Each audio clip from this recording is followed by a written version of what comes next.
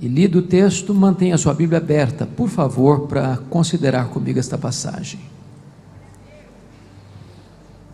Está escrito o seguinte, Mateus 2: Tendo Jesus nascido em Belém da Judéia, em dias do rei Herodes, eis que vieram os magos do Oriente a Jerusalém, e perguntavam: onde está o recém-nascido rei dos judeus?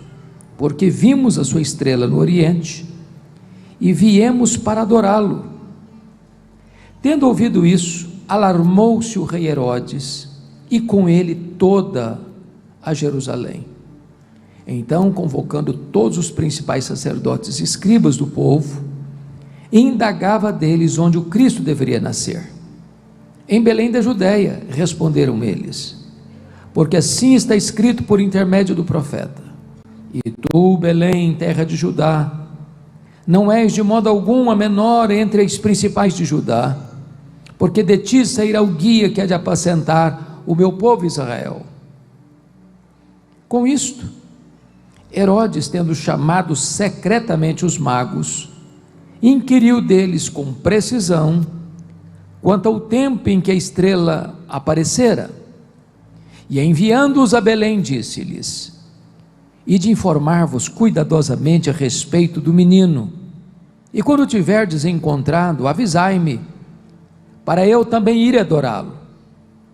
Depois de ouvirem o rei, partiram, e eis que a estrela que viram no Oriente os precedia, até que chegando parou sobre onde estava o menino.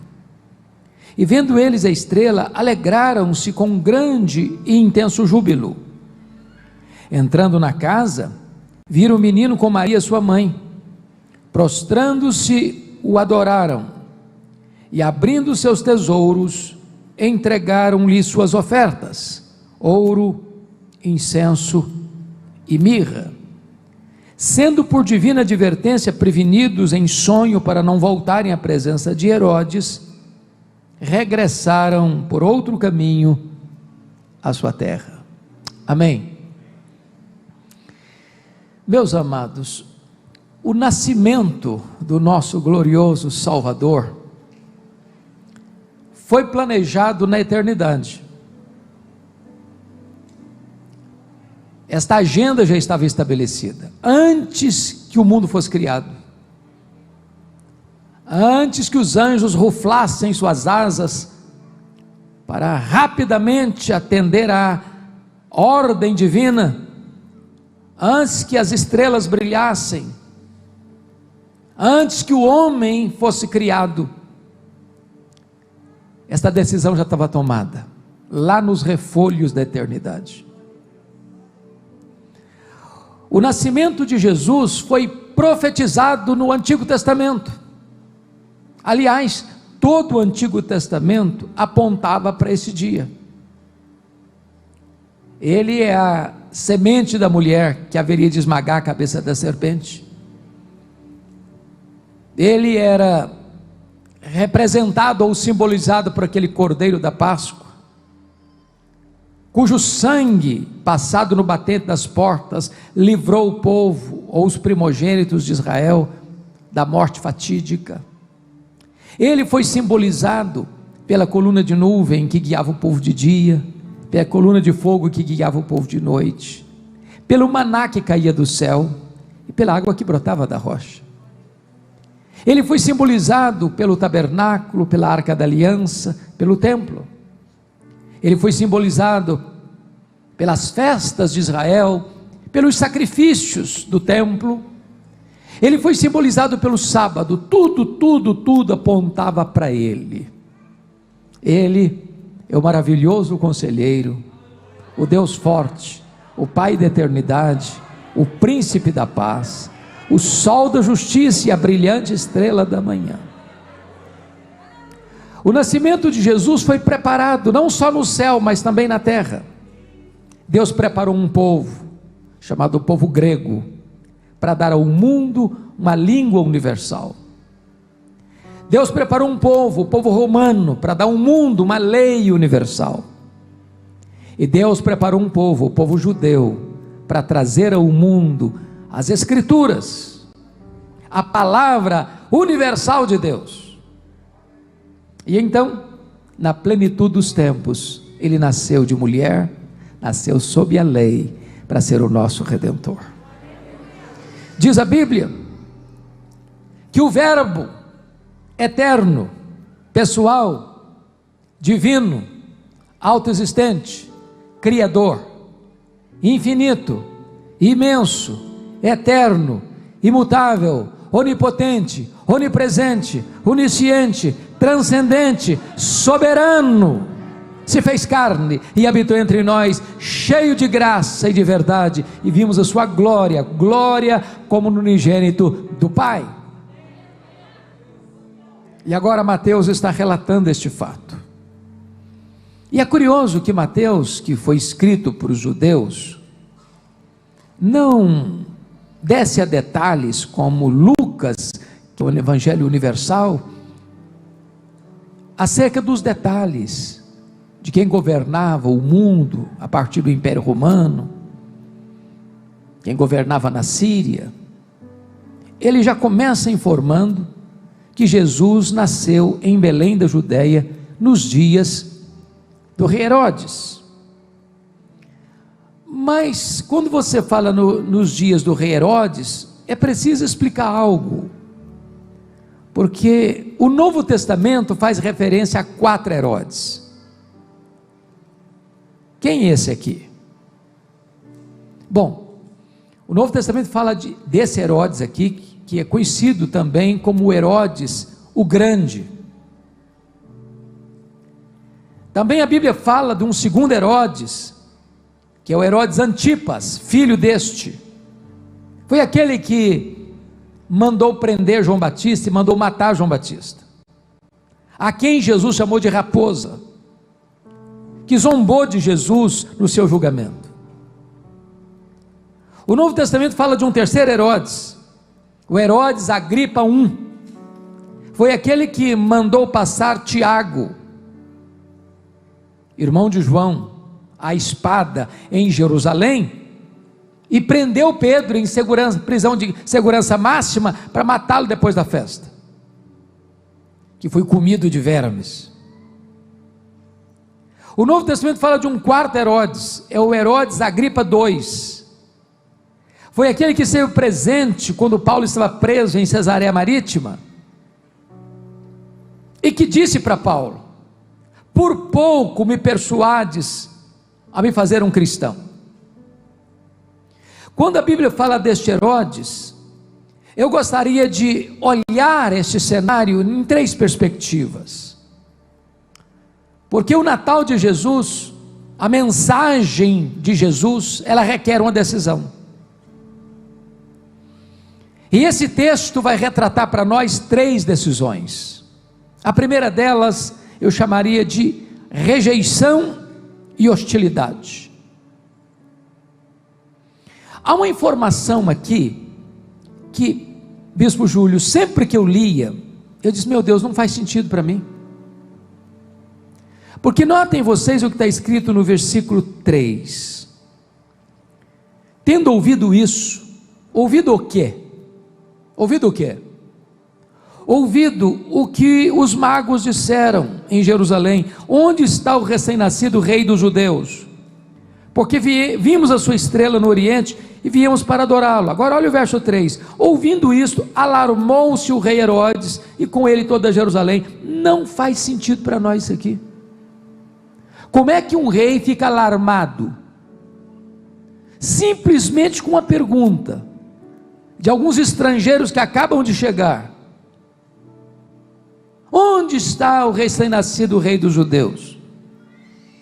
Vimos a sua estrela no Oriente e viemos adorá-lo. Isso não é para alarmar ninguém? Por que esse rei está alarmado? Por que o texto nos diz que não Jerusalém, mas toda Jerusalém estava alarmada? Você não consegue entender o que está escrito aqui, a não ser que você entenda mais algumas coisas sobre esse Herodes. Quem era esse Herodes de fato? Então me permita apresentá-lo a vocês nesta noite. Este Herodes era filho de Antípatro, que tinha nascido em Ascalão, no sul de Israel, e ele era edumeu, e significa que ele era descendente de Esaú, portanto tinha uma espécie de parentesco muito próximo com os judeus. Esse homem foi nomeado pelo Senado romano como rei de Israel no ano 37 a.C. E ele foi chamado de rei dos judeus. E esse homem tem duas características que passo a destacar. Primeiro, diríamos hoje que ele era um político empreendedor, um grande construtor. Para vocês terem uma ideia, para ganhar o favor dos judeus e impressionar os Césares de Roma, ele vai fazer grandes obras em Israel. Primeira obra que ele vai fazer, ele vai pegar o templo modesto, o segundo templo, erigido por Zorobabel, e vai embelezá-lo, e vai alargá-lo, e vai ampliá-lo, e vai enriquecê-lo, e vai transformar esse templo num dos palácios religiosos mais belos da história da humanidade. Na verdade, ele nem chegou a concluir essa obra, porque está escrito em João capítulo 2, que durou-se 46 anos para essa obra ser concluída. Tinha mais de 10 mil homens trabalhando continuamente nessa construção. Ele transforma o templo de Jerusalém num grande palácio, de uma beleza colossal. Mas foi esse rei que construiu também o grande porto de Cesareia, abrindo o comércio de Israel para o mundo e facilitando também as viagens missionárias a partir do porto de Cesareia marítima. Terceiro, foi este rei que construiu a grande fortaleza de Massada, às margens do Mar Morto, que acolhe 3.000 judeus que fugiram quando a cidade foi destruída no ano 70, pela invasão do general Tito. Foi este rei que construiu outras fortalezas em Israel, como Herodion e como a fortaleza de Antônio, onde Jesus foi julgado. Ele foi um homem de grandes obras, portentosas obras. Ele era um grande construtor. Porém, esse homem tinha outra marca. Esse homem tinha uma espécie de obsessão pelo poder. Então eu passo agora a relatar algumas coisas sobre a vida dele. Primeiro, Herodes o Grande casou-se nada menos do que 10 vezes. Herodes o Grande, logo que assume o governo, ele destrona e mata os antecessores do governo dele, que era a família Macabeia. Vocês se lembram da guerra dos Macabeus? Toda essa dinastia, logo que Herodes o Grande assume o governo, ele mata todos eles. Mas, como o sinédrio judaico era governado por 71 homens, logo que ele assume o governo, ele mata do sinédrio 45, para dizer: quem manda aqui sou eu. Todo mundo tem que ter medo de mim. De uma única vez ele mandou matar 300 elementos da corte do seu governo. Para vocês terem uma ideia, das 10 mulheres que ele tinha, a sua preferida chamava-se Mariana, membro da nobreza. Logo que ele se casa com Mariana, sabendo que os parentes dela eram da aristocracia, ele manda matar todos os membros da família da sua mulher. A sua sogra Alexandra pediu para ele para nomear o cunhado dele, Aristóbulo, como sumo sacerdote, porque a religião estava prostituída nessa época, e o sumo sacerdote era um cargo muito mais político do que religioso, e ele nomeia o cunhado Aristóbulo com 17 anos para assumir o posto de sumo sacerdote. Quando o menino demonstrou capacidade para a função, ele mandou matar o Aristóbulo.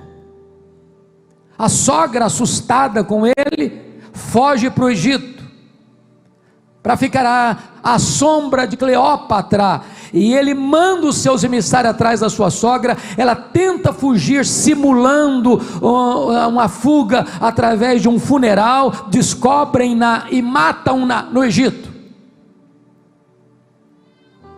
O imperador romano, César Augusto, sabendo das atrocidades de Herodes, convoca-o a Roma para lhe dar uma descompostura.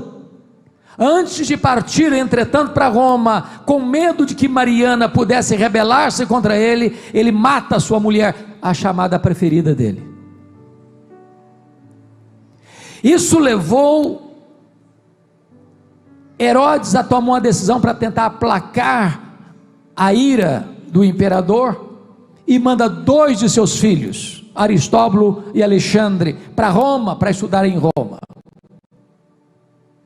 A irmã dele, Salomé, disse assim para ele: quando os seus filhos voltarem de Roma, eles estarão capacitados para substituí-lo no poder. Ele não teve dúvidas, mandou estrangular os seus próprios 2 filhos.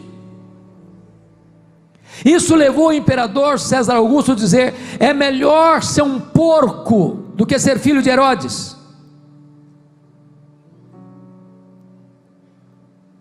Quando ele estava para morrer, e ele morreu na instância hidromineral de Jericó, uma doença prolongada e muito sofrida,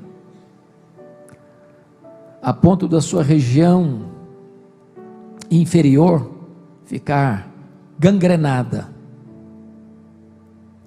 E ele pediu à sua irmã Salomé para que no dia da morte dele fosse morto pelo menos um membro da nobreza em Israel, para que houvesse choro no seu funeral. Agora você começa a entender por que o texto está dizendo isso aqui.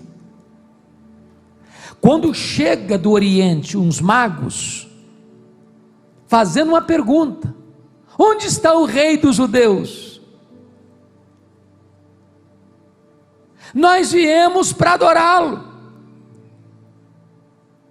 Ele não suportava a ideia de que alguém pudesse ameaçar o seu governo, ameaçar o seu reino. Jerusalém conhecia muito bem a índole má desse rei, e toda a cidade fica alarmada, porque viu que poderia ser um outro banho de sangue. Agora preste atenção comigo, que o texto vai nos informar algumas coisas que eu chamo a sua atenção para olhar comigo. Primeiramente, no verso 3, o que eu chamaria do pânico do rei. Tendo ouvido isto, alarmou-se o Herodes, e com ele toda Jerusalém. Segundo, a sagacidade dele, a melhor, a curiosidade dele. Se você olhar no versículo 4 a 6, diz o texto que ele convoca todos os principais sacerdotes e escribas do povo, e indagava deles onde o Cristo deveria nascer. Vamos entender isso aqui. Quando ele diz que ele convoca, não alguns, não a maioria, mas todos, ele não quer deixar ponta solta, certo? E aqui tem 2 grupos: primeiro os principais sacerdotes, e depois os escribas do povo. Os principais sacerdotes eram formados do grupo chamado saduceus. Os saduceus era aquele grupo religioso da aristocracia, que também era os colaboracionistas de Roma, que também eram liberais, teologicamente falando. Eles só aceitavam o Pentateuco, não aceitavam todo o Velho Testamento, e eles não acreditavam em anjos, eles não acreditavam em ressurreição, mas eles detinham o poder eclesiástico nas mãos.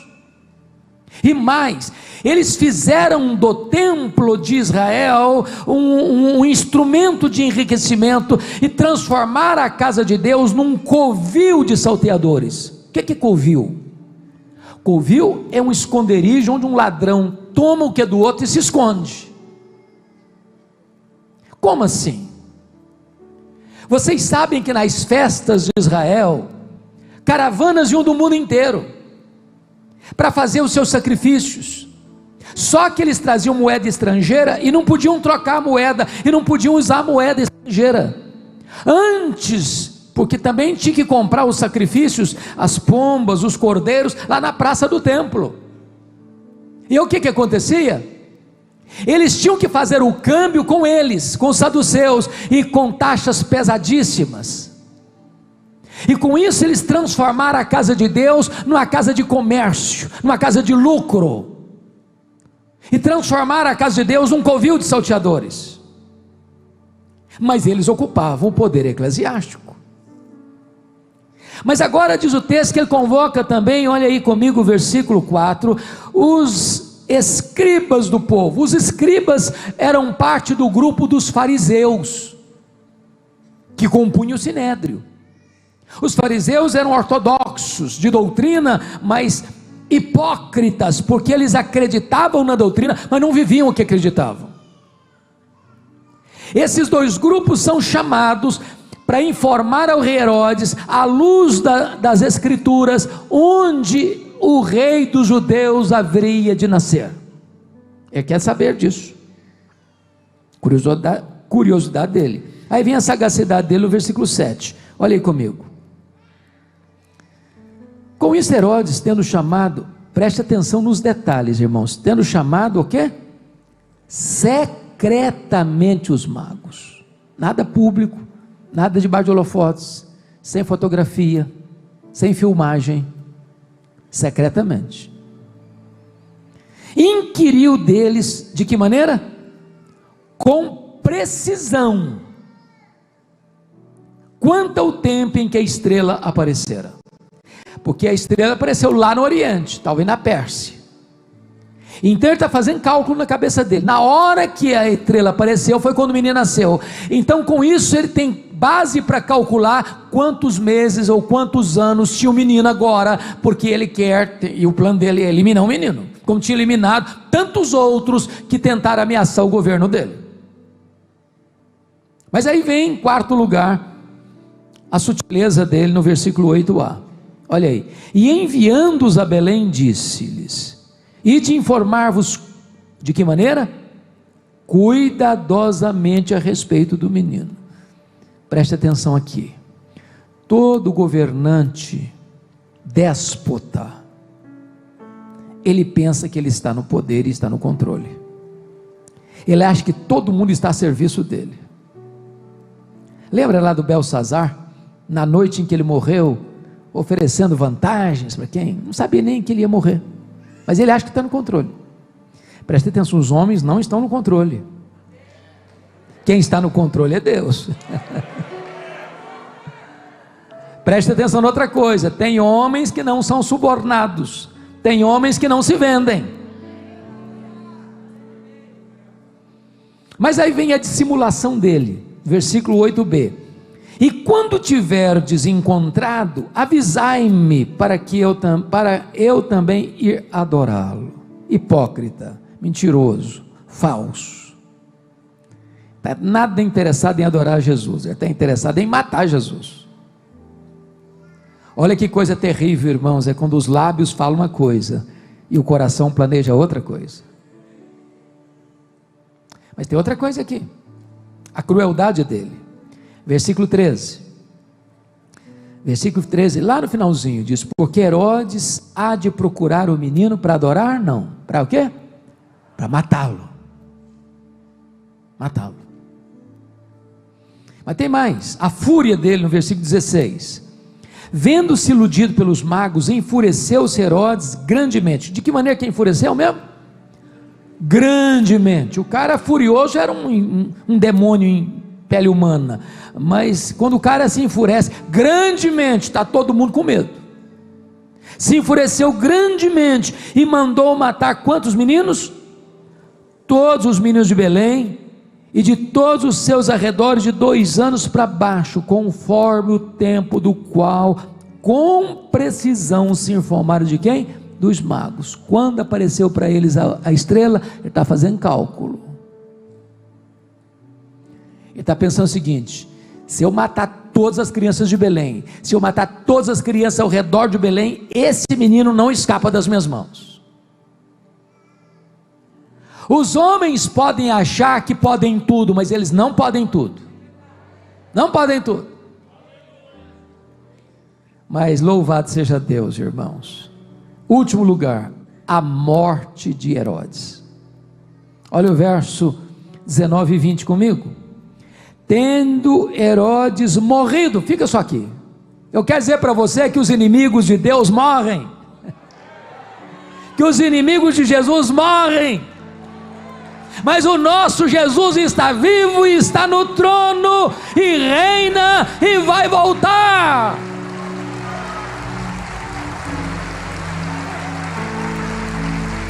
Hoje o nome de Jesus muitas vezes é blasfemado, é zombado, é perseguido nos parlamentos, nas cortes, na imprensa, na mídia, no teatro, aqui, ali, acolá. Os inimigos de Jesus escarnecem dele, mas ele está vivo e ele reina, e aqueles que zombam de Jesus estão sentenciados à morte. Eles morrem.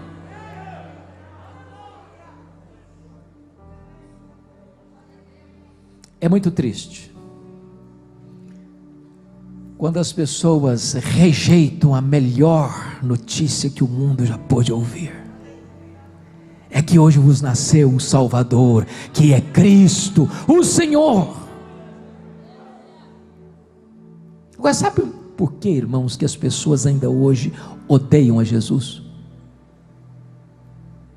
É porque Ele está vivo. Ninguém odeia um morto.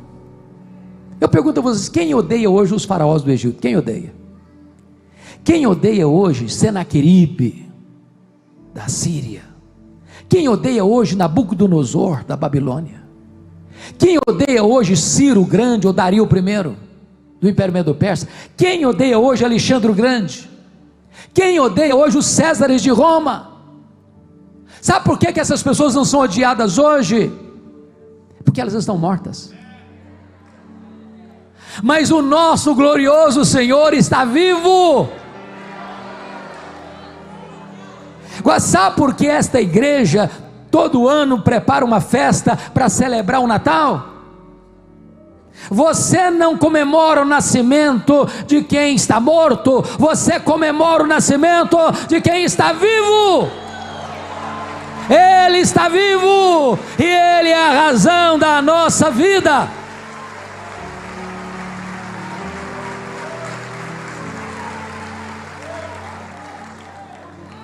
Mas esse texto, irmão, nos apresenta uma segunda reação ao Natal. A primeira delas é a rejeição, repúdio.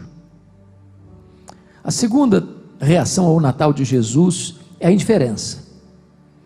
Veja comigo aí os versos 4 a 6.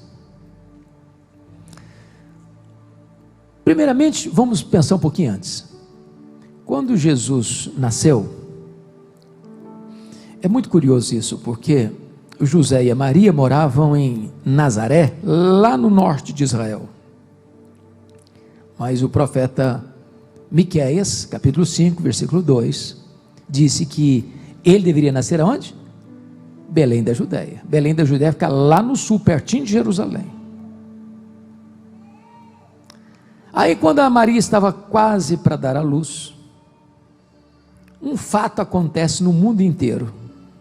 E quem controla é Deus. E Ele bota no coração de César Augusto, o imperador romano, para fazer um recenseamento. E no recenseamento o camarada tinha que se alistar lá na cidade que ele nasceu, ou na cidade da sua família. Como José era da família de Davi, ele teve que se alistar lá. Mas ele não deixa Maria em Nazaré, talvez porque Maria, preste atenção nisso, estava sendo mal falada. Maria apareceu grávida, e ninguém podia explicar isso. O anjo apareceu para ela, não apareceu nem para José. O José quis se divorciar dela secretamente. Maria foi muito corajosa, quando ela disse: eis aqui a serva do Senhor, que se cumpra em mim, segundo a tua palavra, Senhor. Ela estava disposta a enfrentar qualquer luta, qualquer problema. Então José leva Maria com ele, sabe para quê?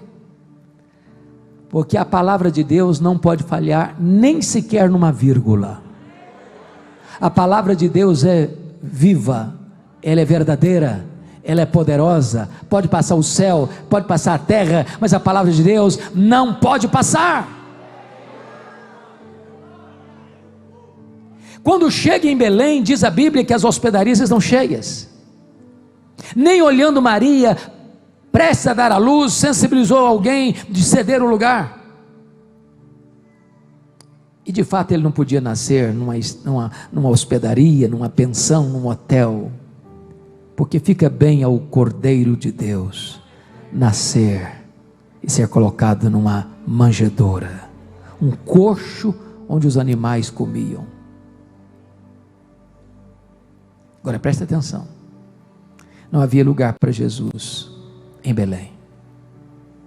O pão da vida não encontrou espaço na casa do pão. Belém significa casa do pão. Não tinha lugar para o pão da vida nascer na casa do pão. Mas agora os principais sacerdotes e os escribas do povo, gente boa de Bíblia, gente que conhecia teologia, ao saber com precisão que ele nasceria em Belém da Judeia, e sabe qual é a distância de Belém da Judeia para Jerusalém, onde eles estavam? Os principais sacerdotes e os escribas, 10 quilômetros.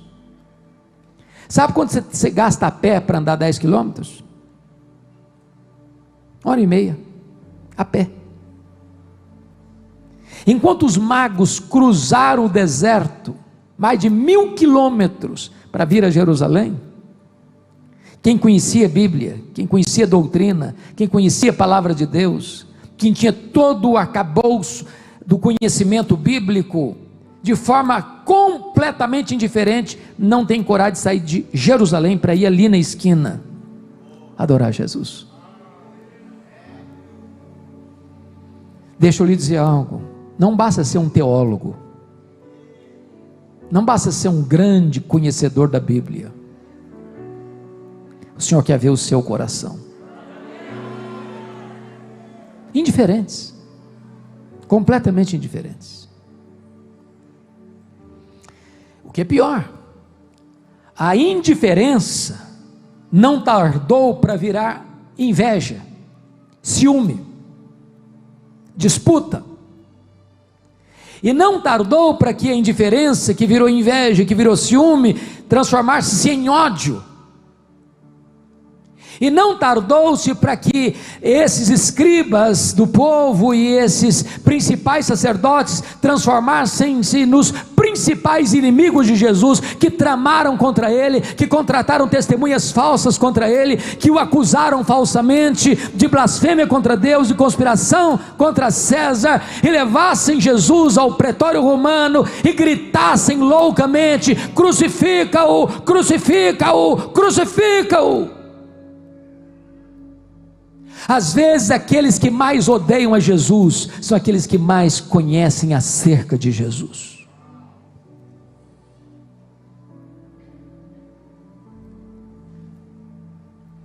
Não basta saber profecia, é preciso ser um adorador. E você e eu viemos aqui hoje porque nós queremos adorar a Jesus. Mas me permita agora ver a terceira reação e a última, que é a rendição e a adoração a Jesus. Então confira comigo o verso de número 1. Tendo Jesus nascido em Belém da Judeia, em dias do rei Herodes, eis que vieram os magos do Oriente a Jerusalém. Esses homens eram gentios, talvez sacerdotes persas, estudiosos dos astros. E eu pergunto a vocês, quantos eram mesmo? Quantos? Está escrito isso na sua Bíblia? Quantos eram? Nós não sabemos. Uns magos. Quando diz que são 3, é a tradição que diz isso. Aliás, a tradição religiosa dá até nome a eles, né? É o Belchior, o Baltazar e o Gaspar. A Bíblia não fala nada disso. Mas a tradição diz que eles eram o que mesmo? Reis magos. Onde está escrito isso, que eles eram reis? Também não está escrito.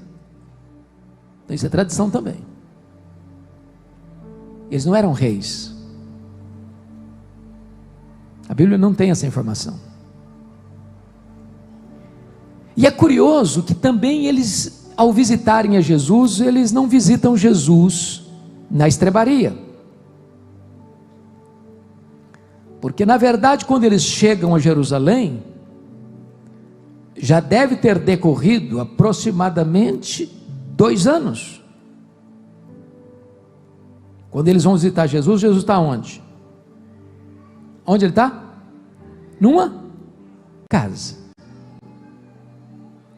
A Bíblia não nos informa quanto tempo durou a viagem deles, mas o certo é que eles vieram do Oriente, talvez da Pérsia, mais de 1000 quilômetros, talvez a pé, de camelo, enfrentando o calor sufocante do dia, os ventos gelados da noite, os perigos de uma viagem tão longa, que não era fácil.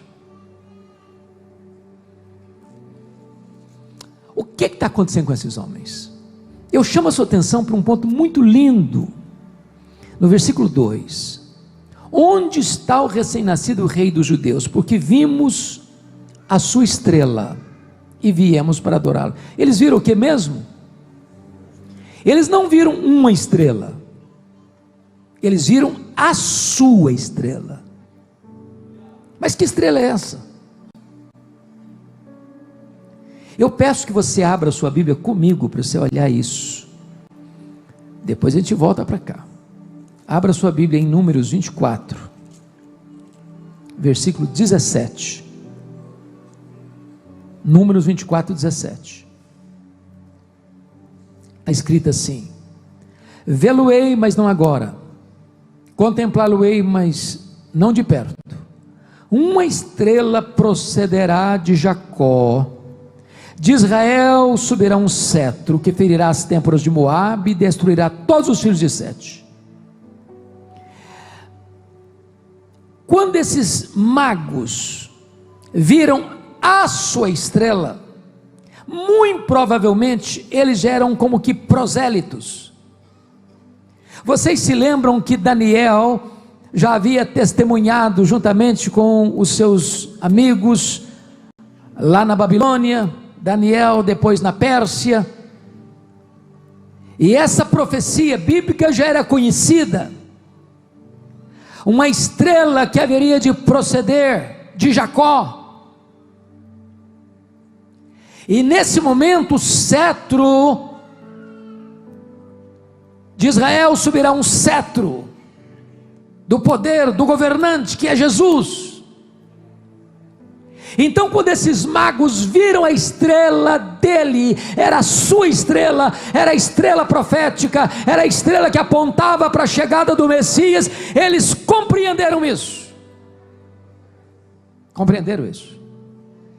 Eu já participei de muitas pecinhas de Natal, desde a minha infância, e quase todas que eu participei, lá na roça às vezes, a gente amarrava um barbante assim, e a estrelinha lá do Oriente vinha correndo, e aí a estrela chegava em Jerusalém. Não foi isso que aconteceu? A estrela não os guiou do Oriente a Jerusalém, não. Eles viram a sua estrela no Oriente, e por compreenderem que aquela estrela era a estrela profética anunciada em Números 24, 17, eles saem do Oriente e vão para onde? Jerusalém. Por que Jerusalém? Porque Jerusalém era o local que eles sabiam ter a palavra de Deus. A revelação natural leva-os à revelação especial. A precisão exata onde o Messias devia nascer, onde o rei dos judeus devia nascer, eles precisavam buscar essa informação não da estrela, mas da palavra de Deus. Você quer conhecer a Jesus? Abra a Bíblia. Você quer conhecer Jesus? Examine as Escrituras, porque foi Jesus quem disse: examinai as Escrituras, porque elas testificam de mim.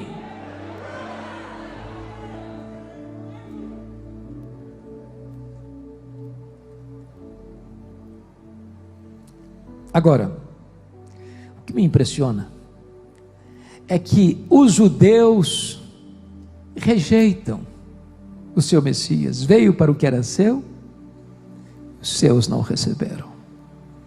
Os de perto rejeitam, os de longe vêm para adorá-lo. Os que têm muito conhecimento rejeitam, os que têm pequena informação adoram. Oh, meus irmãos,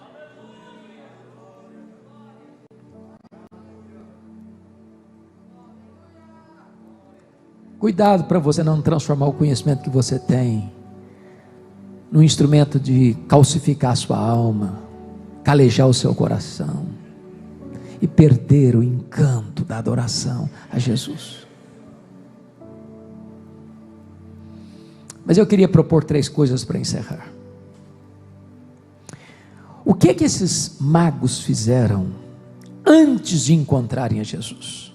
Primeiro, eles não mediram esforços para sair lá do Oriente, para atravessar desertos, perigos, os mais diferentes. Para você ter uma ideia como isso era complicado, vocês se lembram quando Esdras foi para Jerusalém? E ele tinha todo o aparato, ele tinha muitas companhias, muita gente, e ele ficou com vergonha de pedir para o rei ajuda, e ele propôs um jejum à margem do rio Ava, porque a viagem era muito perigosa, tinha muitos assaltantes, tinha muita gente perigosa pela estrada, era uma viagem muito arriscada, e eles não medem esforços, porque eles querem adorar ao rei dos judeus. Segundo, o que eles fizeram? Eles foram buscar informações precisas onde estava a palavra de Deus. Preste atenção nisso. Eles eram estudiosos dos astros e eles puderam discernir a sua estrela, mas até ali, pronto, a revelação natural cumpriu o seu papel. Se eu quero conhecer Jesus, eu preciso abrir a Bíblia. Eu preciso escutar a voz das Escrituras. E mais do que nunca, irmãos, a igreja hoje precisa ser uma igreja de Bíblia aberta.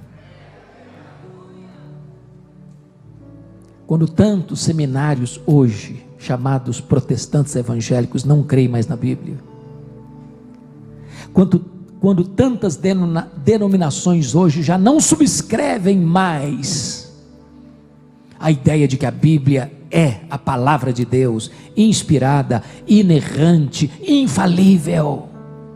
Nós precisamos reafirmar que a palavra de Deus é viva, é poderosa, é atual, é indestrutível. Terceiro lugar, versículo 9, lá voltando agora para Mateus capítulo 2, versículo 9: depois de ouvirem o rei, partiram. Eu fico pensando, bispo Júlio, que esses magos, ao chegarem em Jerusalém, eles notaram o clima, uma cidade perturbada, o rei completamente desconcertado, o constrangimento. Se esses homens fossem covardes, eles teriam pensado assim: vamos embora, ficar aqui é um risco para a nossa sobrevivência. Esse homem é louco, esse rei é louco. Para esse rei me mandar matar-nos pouco custa. Esse rei é um perverso, ele é um carrasco, ele é um assassino, ele já tem feito tantas chacinas por aqui, vamos embora. Não, eles vieram para adorar, e eles estão determinados a correr não só os riscos da viagem, mas o risco de perder a própria vida, porque nada mais importa para eles a não ser adorar a Jesus. Se você não tiver coragem de renunciar a você mesmo, de negar a você mesmo, de tomar a própria cruz do Senhor, você não está apto a ser um discípulo de Jesus.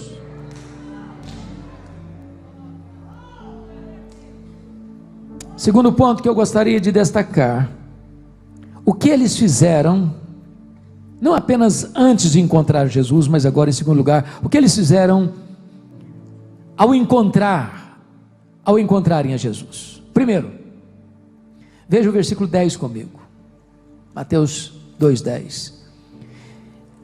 E vendo eles a estrela, alegraram-se com grande e intenso júbilo.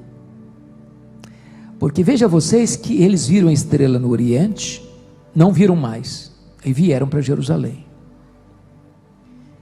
E aí de Jerusalém a Belém, a estrela foi guiando, 10 quilômetros, até que a estrela parou, em cima da casa, onde estava Maria e Jesus. E quando eles viram isso, eles não só se alegraram, eles se alegraram com um grande e intenso júbilo. Enquanto uns estão cheios de ódio como Herodes, enquanto outros estão cheios de indiferença como os principais sacerdotes e os escribas do povo, eles estão cheios de alegria. Meu amado irmão, no mundo de tanta indiferença a Jesus, no mundo de tanta hostilidade a Jesus, no mundo onde se escarnece de Jesus, nas praças, nas ruas, nas passarelas de carnaval, eu quero dizer para você que a igreja de Deus se alegra com grande e intenso júbilo, porque Jesus é o Senhor da nossa vida.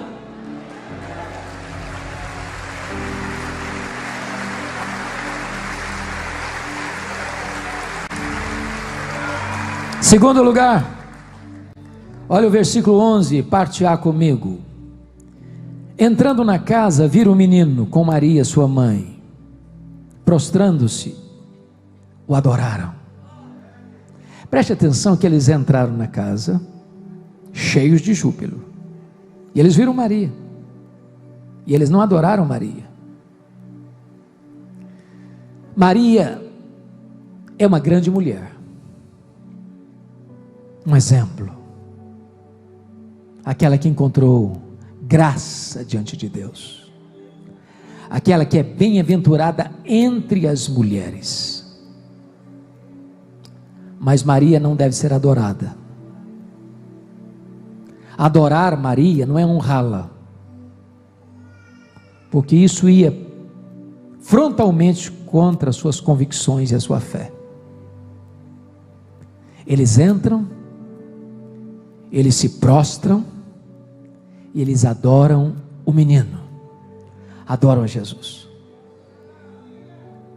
Aquele menino era o Rei da Glória, aquele menino era o Criador do universo, aquele menino era o cabeça da igreja, o Senhor da igreja, o fundamento da igreja, o edificador da igreja, o protetor da igreja. Aquele menino era o Rei dos reis, o Senhor dos senhores, o grande Deus, o nosso glorioso Redentor.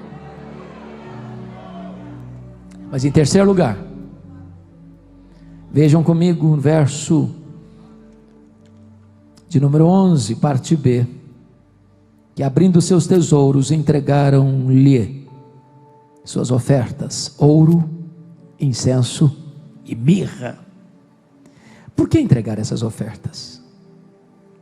Trazendo de tão longe, talvez tomando o máximo de cuidado para não serem assaltados ao longo da longa jornada, porque ouro é o presente para o rei, incenso é o presente para Deus, o incenso sobe para Deus, e mirra era o unguento usado para embalsamar os mortos.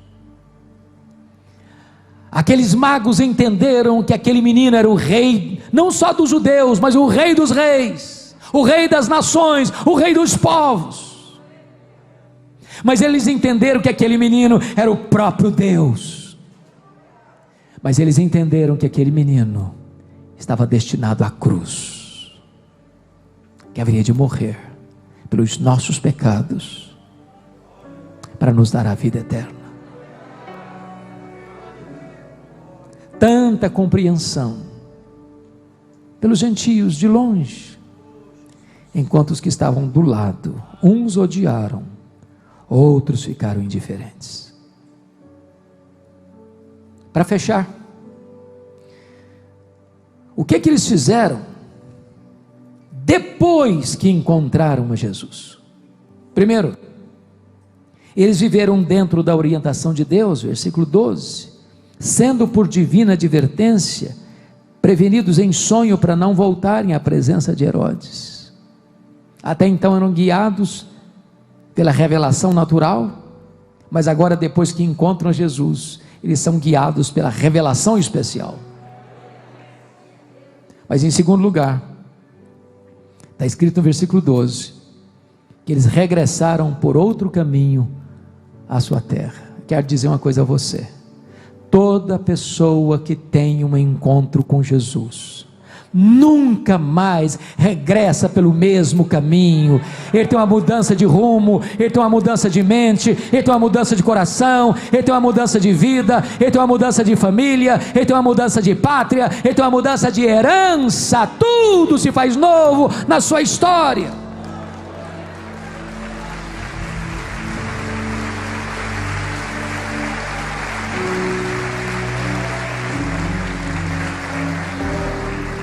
Irmãos, eu concluo dizendo que esse texto tem 3 decisões a respeito de Jesus: rejeição,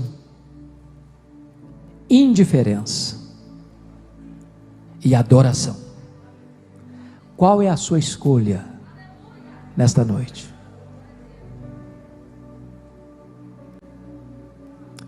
Esta decisão é pessoal e intransferível. Seu pai, sua mãe não podem fazer essa decisão por você.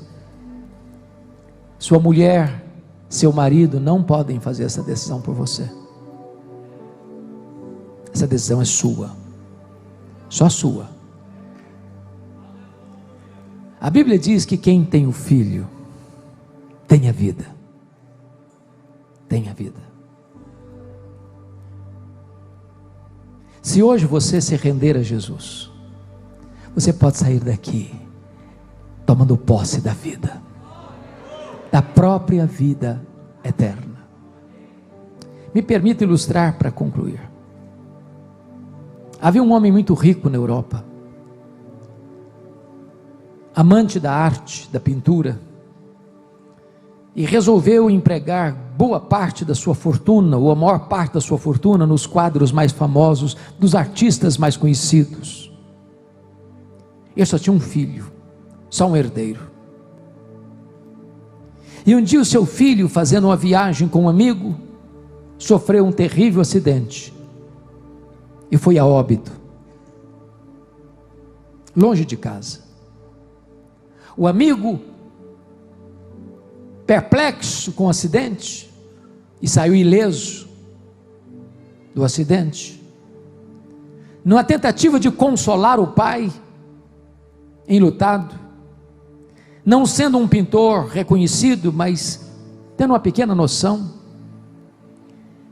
pintou o rosto do filho em mal traçadas linhas, botou e emoldurou um quadro, esse retrato bem bonito, essa pintura bem bonita, como as outras molduras dos quadros famosos daquele homem rico, e mandou de presente para o pai. E o pai dependurou o quadro do filho entre os quadros mais famosos da sua galeria de arte. Antes de morrer, esse homem rico fez o seu testamento e deu ordens ao seu gerente, ao seu administrador geral, para fazer um grande leilão. E o dinheiro arrecadado na venda dos quadros mais famosos deveria ser destinado a uma entidade de caridade. Para surpresa de todos, a sala repleta dos amantes da arte, todos querendo comprar aqueles quadros famosos. Quem liderava o leilão, abre o leilão com o quadro do filho. Não tinha qualquer arte que suscitasse o interesse dos amantes da arte. Ninguém se interessou. Eles estavam querendo os quadros famosos. Até que alguém levantou a mão e fez um lance, o único que fez, e arrematou o quadro do filho. E quando ele arrematou o quadro do filho, quem dirigiu o leilão disse: está encerrado o leilão de hoje. Todos protestaram. Como? Nós fomos chamados para comprar os quadros, queremos comprá-los. E quem administrava disse o seguinte: faz parte do testamento.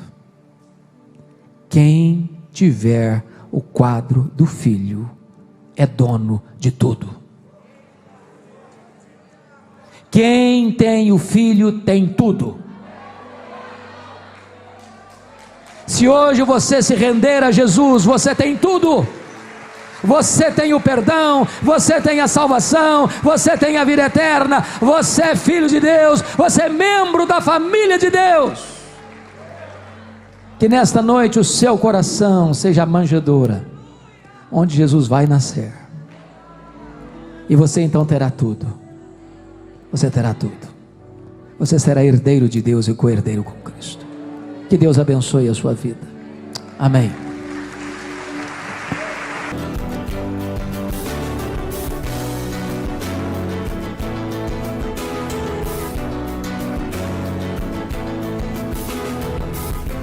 Palavra da Verdade, com Hernandes Dias Lopes.